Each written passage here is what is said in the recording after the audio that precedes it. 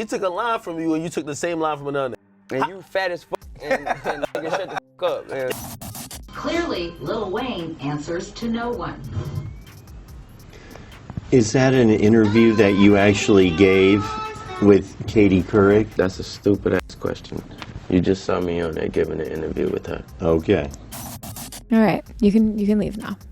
This is my hotel. I paid for this motherfucker. You can leave now. From the time Kodak Black walked out of an interview for the dumb questions he was being asked, to the time Cameron threatened to expose an interviewer about some dirt he knew about him. These are times when rap legends checked stupid interviewers. Kicking things off with Snoop Dogg, because when he was on tour in Norway back in 2011, things got heated between him and one reporter, because Snoop was scheduled to appear at an event, but was 5 hours late due to being held up at the airport. And when he thought the reporter was trying to call him out for it, he immediately went off on the guy. You're 5 hours late here. And man, shut the fuck up. Come on, man. No, we just saw you on Twitter from the border. I'm 5 hours late. I'm here. Nigga, be happy I'm here and ask some real questions. Yeah, I was just wondering why you were so late, and I saw you were twittering about you being stopped at the border. I was late because I went to go get some chicken wings. That's why I was late. Because I wanted to go see Norway up close and personal and visit an old folks home. I went to a convalescent home. That's why I was late. And after the way things started off, Snoop was in no mood for any more annoying questions, and so he soon ended the interview. How's the partying changing? I don't party. You don't? No. All right, next one. Yeah, get this Thank you. Thank you very much. Thank you. First question.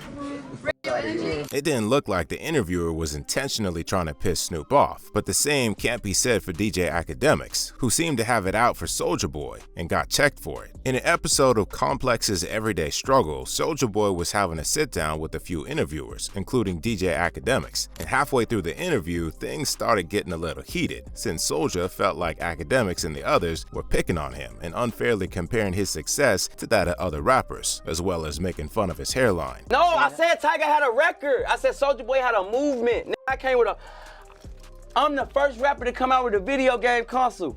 Tiger ain't got no fucking video game console. I made $1 million in less than a month, 14 days. Tiger got the hairline plugs? Now you trolling. I'm not joking and not none of that shit. Go ahead, I'm very passionate and very for real about everything I'm saying to y'all. I'm not doing no joking with y'all. I'm not doing no playing with y'all. Everything is dead serious. Fact. Soulja is known to have a big mouth, and he continues to brag, talking about why other rappers hate him. Academics then brings up Soulja's Gucci headband that he's been seen wearing many times. That's when Soulja starts flexing some racks on Academics to remind him that he still got money. I'm really and truly a genius, and niggas hate me. They hate on me because I'm rich, I look better than them, I probably didn't fuck they bitch like me, I'm a pretty nigga, I look good, I'm sexy. It is what it is. You gotta get rid of that Gucci headband, though, like, no, nigga. You know what this is a war stand, because y'all keep clowning me, I'm gonna wear it even more so y'all can keep talking. I love it, bro. You need to I love when y'all talk. I can go back. Oh, is that Drake? Oh, hold up. For the rack shadows? Oh, I can go buy, you know what I'm saying, motherfucking 30 of these headbands, bro. Things escalate further when Academics brings up Drake, causing him and Soulja to start arguing since Soulja claimed Drake stole his flow. During the argument, Soulja also calls Academics a hater for trying to discredit him every chance he gets. What about Drake? You said Drake took your line. I made Drake. I seen on Twitter. I told Drake everything he know. How? They said the line he took from you took from Shorty Low. Yeah, but I don't give a fuck. He didn't take that line, but he didn't take that line from Shorty Low. He took it from Soulja Boy. How you know he took it from Shorty Low? Because he told me. Stupid. So why you ain't get man? Yo, you just typing. You a hater. That's not a hater. You try to pull up the bullshit behind it. Nah, everybody know Drake stole my flow, bro, and that's the end of it. He took a line from you, and you took the same line from another.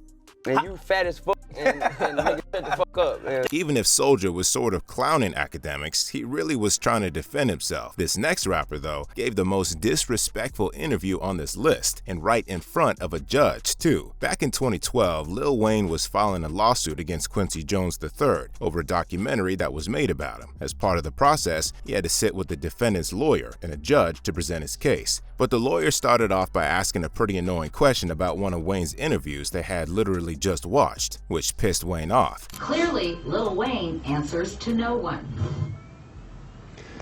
Is that an interview that you actually gave with Katie Couric?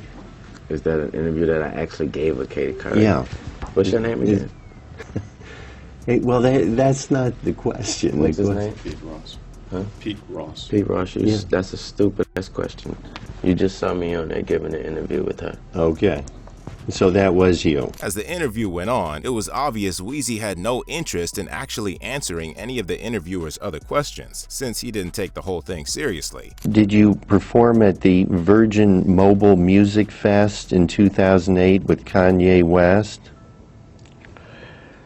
I don't know, but I know I did perform at this badass bitch birthday party recently. Isn't it something that you would remember if your album, The Carter 3, was the biggest selling album of the year in 2008? Isn't it something? That's the question I have to answer, Yana. Go ahead. Isn't it something? You could do the best trying to answer it. Yeah, it's something out of your. That's my answer. Yeah, it is something out of your. The interviewer then goes through Wayne's history of run-ins with the law, asking Wayne if he remembers them, but Wayne denies recalling even one of those incidents. Do you recall that in the summer of 2007 you were arrested in New York City following a performance at the Beacon Theater? I don't recall that. Do you recall that police in New York City discovered a .40 caliber pistol on you, on your person? I don't recall that neither. After not being able to recall anything for about 10 more questions, the interviewer eventually gives up and asks Wayne to describe his image in the media. How would you describe your image in the media? How would I describe my image in the media? Yes. I wouldn't describe it. Well, how would you describe it if you had to? I don't have to. Wayne keeps cutting the interviewer off and eventually lets him know that the judge won't save him outside the court, and the interviewer asks Wayne if he's putting threats on him. I don't portray myself as anything. An image is self-described. Well, you have to wait till I'm done with the question. I don't have to wait to anything, honestly. I mean, this guy right here may tell me that I have to wait, but personally, I don't have to do nothing. Go ahead, ask the question. Thank you, Your Honor. Do you like He to... can't save you, right? In the real world. That guy right there. He can't save you in the real world. Just so you know. What does that mean? I don't have to elaborate. That's your next question. Is that a threat against No, them? it's not. Lil Wayne maintained that attitude for the rest of the interview, but that wasn't the only time he had to shut down an interviewer, because on another occasion he got so pissed off that he ended the interview and walked out. It was in a 2016 sit-down with ABC, and things first started taking a turn when the interviewer brought up the controversial side of Wayne's songs. What do you say to people who call your music vulgar, misogynistic, offensive, degrading?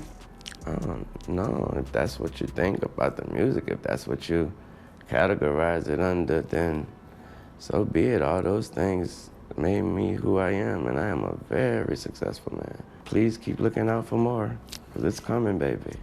After getting Wayne's answer, the interviewer probably wanted to see if he'd go back on what he said. So she asked how Wayne would feel if his daughter was called the same names he used to refer to women in his raps. So your daughter, would you have any problem with her being called a or a hoe? Yeah, if they calling her a hoe, I have a huge problem with that. Yeah, but I've never called a certain female that I name out, unless I got a real big problem with her. Yeah. But the last straw was when she asked about Wayne's opinion on the Black Lives Matter movement. Wayne starts by letting her know how he truly feels about it, saying even the name of the movement is inaccurate. What's your thought on Black Lives Matter?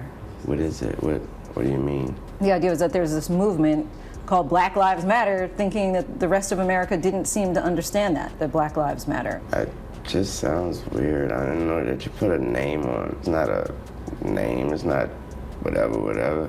It's somebody got shot by police for up reason. The interviewer still doesn't let up, and Wayne has to let her know that Black lives do matter, but he at the same time doesn't feel connected to the movement, which he called dumb, adding that the only thing he's connected to is the hood. I am a young, black, rich.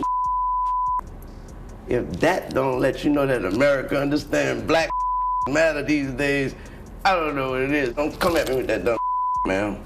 My life matter, especially to my.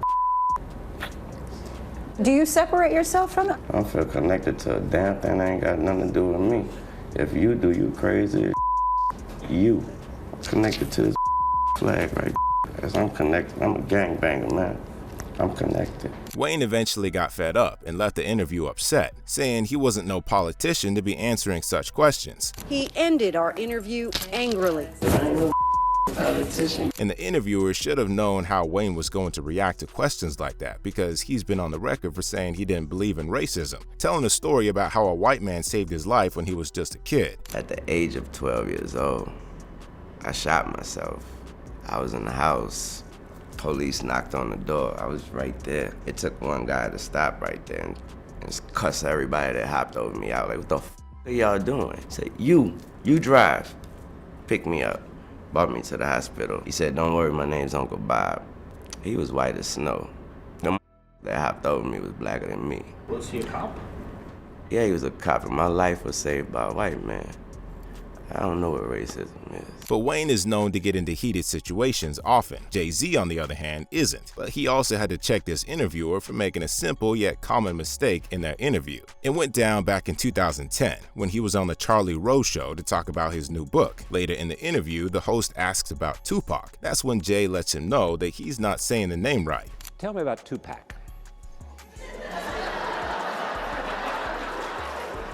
Can I explain something here tonight? That's white people always. Be careful. Be careful. No.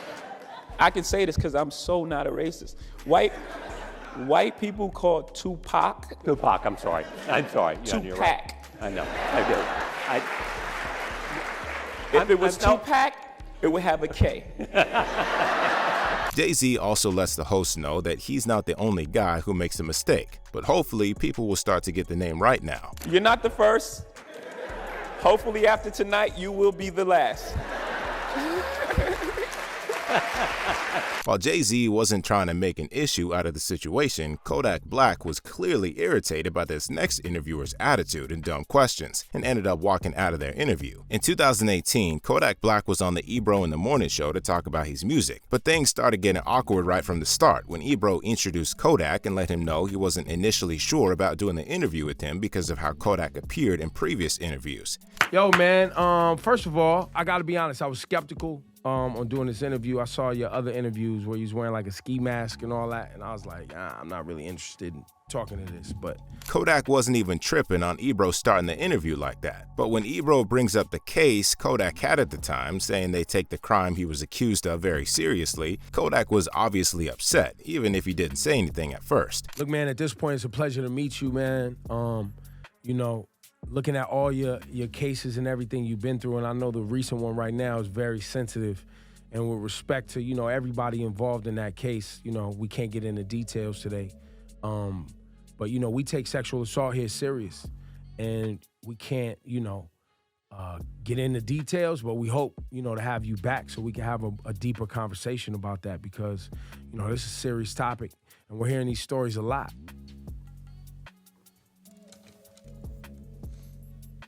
One of the other co-hosts tries to salvage the awkward situation by bringing up another topic, but Kodak checks everyone on the show since he said it looked like they were being entertained by what he was going through, threatening to walk out of the interview, which he soon did. Kodak, do you believe that our moon landing in 1969 actually took place? What the fuck y'all talking about? You seem upset that I brought it up. I feel like sometimes when like we going through shit, like y'all be entertained by bullshit. You know what I'm talking about? Mm-hmm. So it's like change the subject. I'm finna walk out. We'll change which subject? Just whatever. Like.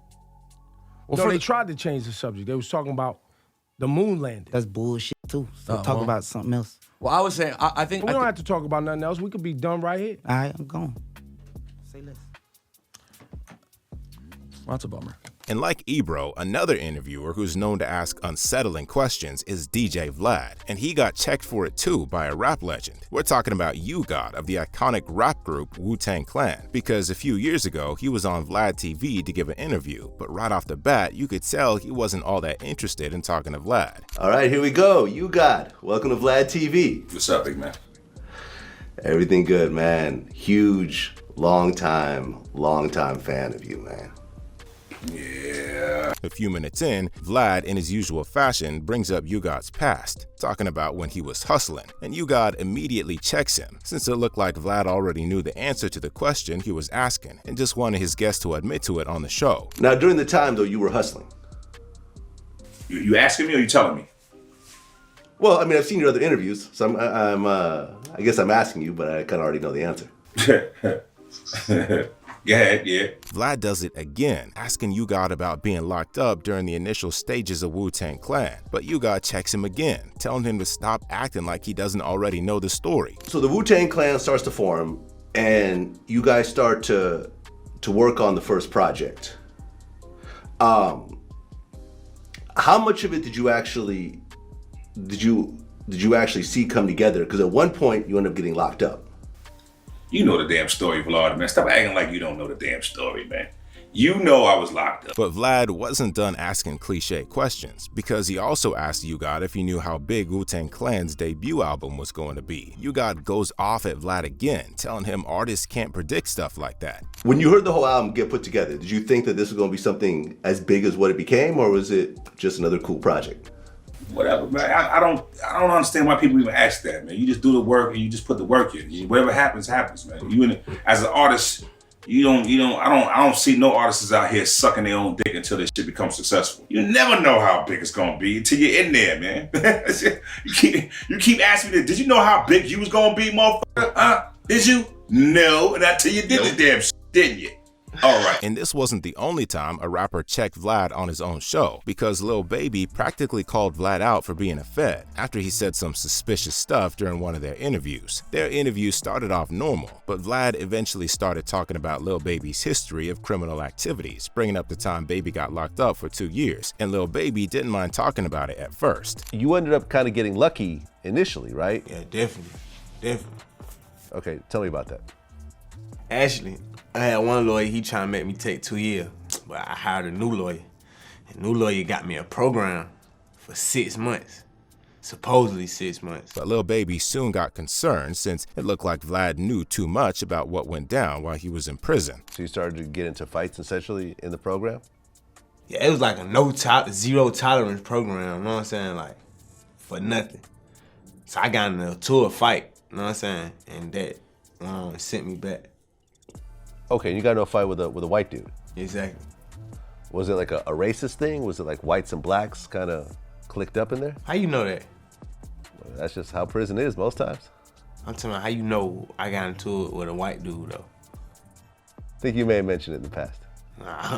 No one knows for sure why Vlad keeps asking Fed questions, but that's the main thing about him that some rappers don't rock with. This next interviewer, however, is known to be arrogant, but she had no idea Offset came prepared for her. Offset linked up with podcaster Bobby Altoff, who's known for doing interviews with rappers on a podcast and acting entitled during the interviews. So during this particular interview, Offset was obviously prepared and wanted to give her a taste of her medicine. A few minutes into it, Offset starts trolling her for the way she says the word back.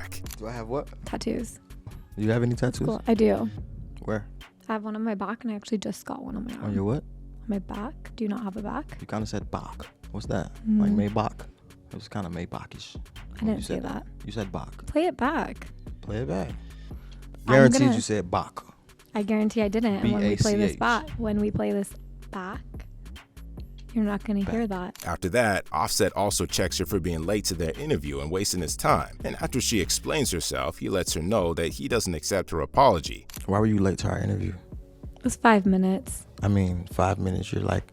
Because I tried to valet my car. I was trying to valet my car.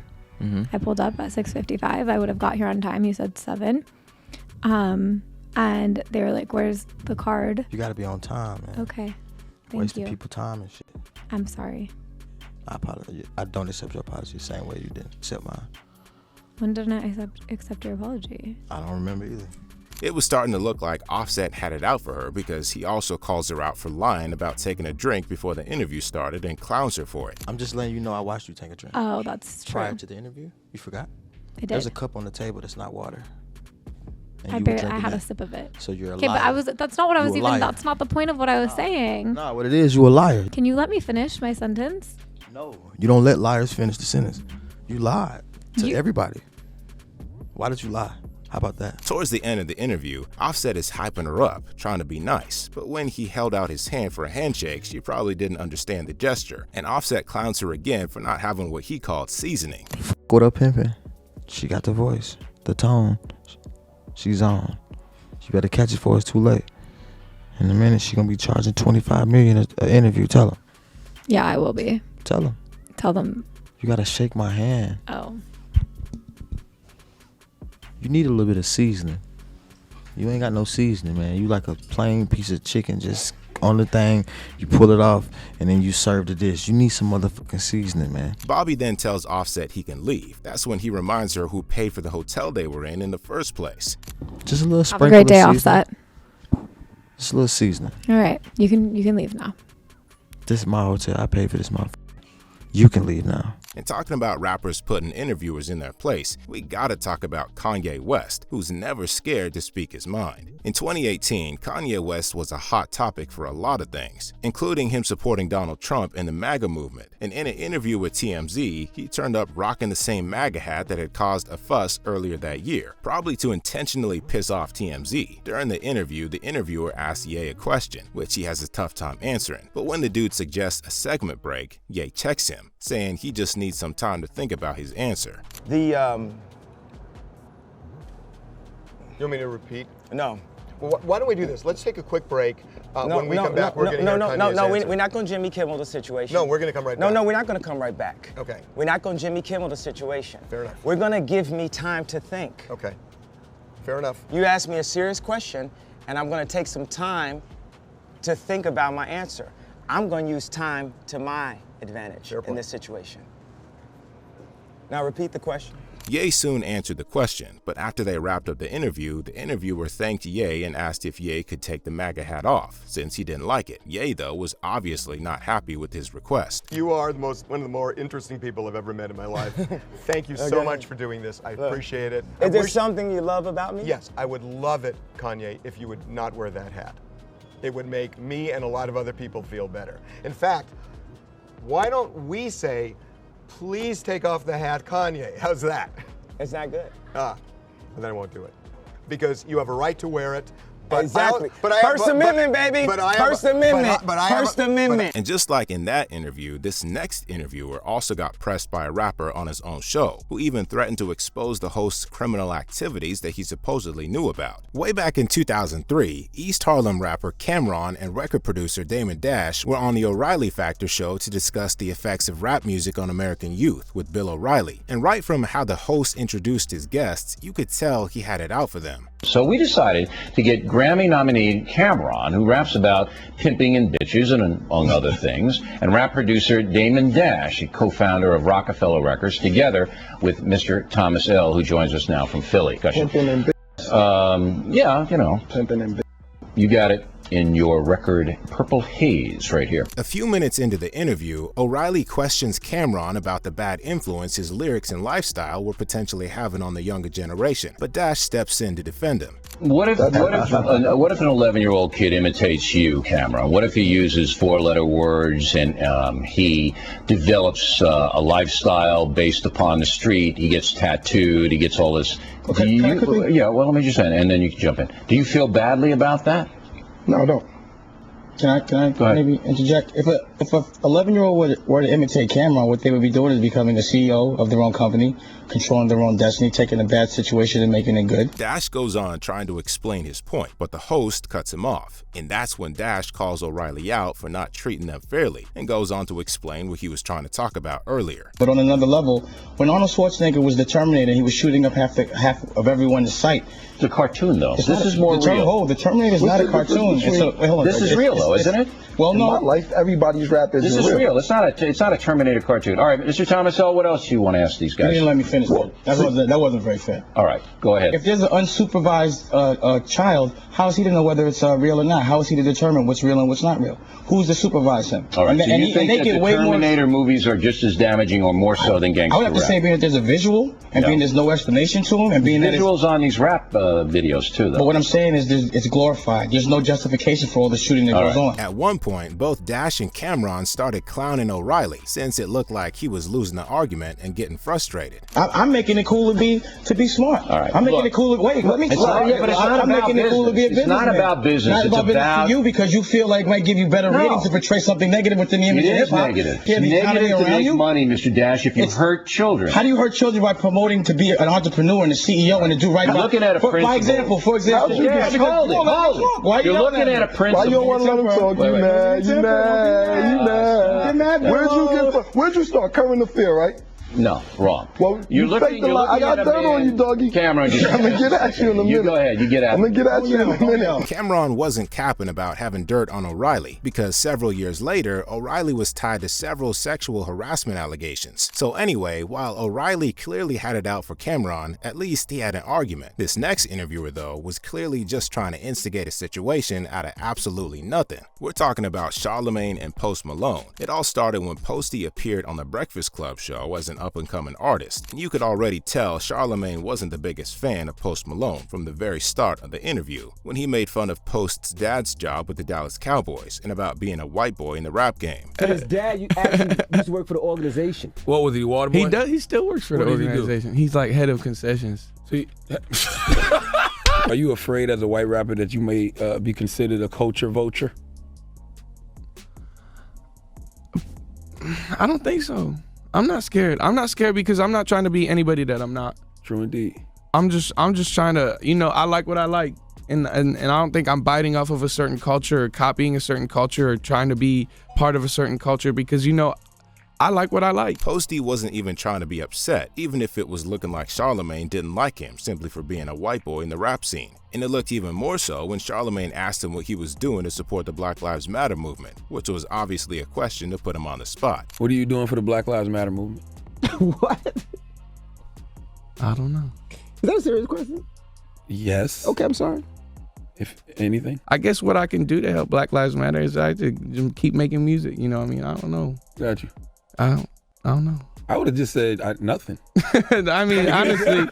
Post Malone played it cool even when Charlemagne was giving him crap and tried to ignite some controversy from the Black Lives Matter question. Charlemagne, though, got so much hate after that interview from fans that the original interview was removed from the official Breakfast Club YouTube channel. And shortly after that, Posty was in a Rolling Stone interview where he said some negative stuff about Charlemagne. That's when it became clear that Charlemagne still had it out for Posty, because a while after that Rolling Stone interview, Charlemagne himself followed up with more hateful comments on Post Malone as a man and an artist. And in Rolling Stone, he says he wished he would have said, "What are you doing for Black Lives Matter?" Some sassy stuff to shut him up. Charlemagne is not a good person. He hates me because I'm white and I'm different, but we're still rocking and we're still successful and he can't stop it. See, the thing with Post Malone, which I find ironic, is that when he told Rolling Stone, if you're looking for lyrics, if you're looking to cry, if you're looking to think about life, don't listen to hip hop, he's describing himself. Because for you to call out hip hop for not having lyrics just makes you a hypocritical honky, a contradictory